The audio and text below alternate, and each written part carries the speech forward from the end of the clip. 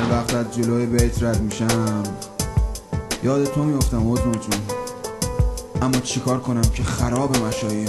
خیلی دوست داشتم اون هوای تو همیشه روی من باشه، باز ما بدون تو شبا فقط میکنم زاری و ناله. میخوام بشینم و گریه کنم ولی کم فایده نداره، چون اینو میدونم که با تو بودن یه رویای محاله. یادته اون روزا دست میکشیدی سر منو میگفتی بیا پیشم، بودم نوکر بابا. همون روزایی که منو ساپورت میکردی با صفات، با رأی تو بودش که من بردم توی انتخاب. من هنوز یادم تو رو میدیدم توی حیات بی، دلت به محمودت خوش بود و بقیه رو میکردی به همه یه دلخوشی ها بودش تریپ خفنه، چون میدونستم تو منو میبری تا تو کفنت. اما حالا میخوام بگم زیر سرم بلند شده، دومم به دو به مشایی عظما بدجوری من شده. علی بابا خیال نکن که من به تو بده کارم، من تو نظام با مشایی کلی هوادار دارم. خره اگه من نبودم ضد تو قمصور میکردن، با اصلاحات تو آستین چماق و وافور میکردن. تو از تموم رویاهات بدجوری افتادی عقب، مسیر رابطه ما حالا مثل سوزن عقص. خیلی دوست داشتم اون هوای تو همیشه روی من باشه، باز ما بدون تو شبا فقط میکنم زاری و ناله.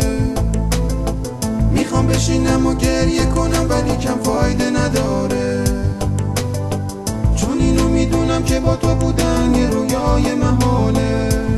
وای از ما کار نظام رسیده به جایی که حالا بهت بگن حتی با محمودتم زدی به هم دیگه هیچ سوزنی پیدا نمیشه که بدوزه این شکافو بکنه کم. کمر عمود خیمه خیلی وقت شده خم. محمودت آقا جون باید بگم جرواجری زندگیمونم که شده عین فیلمای تام و جری. ببینم من و تو غیر سوی یه جایی داریم، اونم که فعلا رو حواس چه اوضاع خیتی داریم. بیا ببندیم زود فلنگو چون من از بازی خستم، راستی عکس تو رو دیوار با رنگ مالی کردم. من با مشایی میپرم چون که تو داری میمیری، چرا با امام جمعه ها دقت ما رو گاز میگیری؟ ما این قطار ما والا دیگه راه نمیره، نمیدونم که این وسط کی داره ترمز میگیره. چه تو با من آشتی کنی چه منو بذاری کنار، ما به جایی نمیرسیم آقا دیگه تموم کار. خیلی دوست داشتم اون هوای تو همیشه روی من باشه، باز ما بدون تو شبا فقط میکنم زاری و ناله. میخوام بشینم و گریه کنم ولی کم فایده نداره، چون اینو میدونم که با تو بودن یه رویای محاله. خیلی دوست داشتم اون هوای تو همیشه روی من باشه، باز ما بدون تو شبا فقط میکنم زاری و ناله.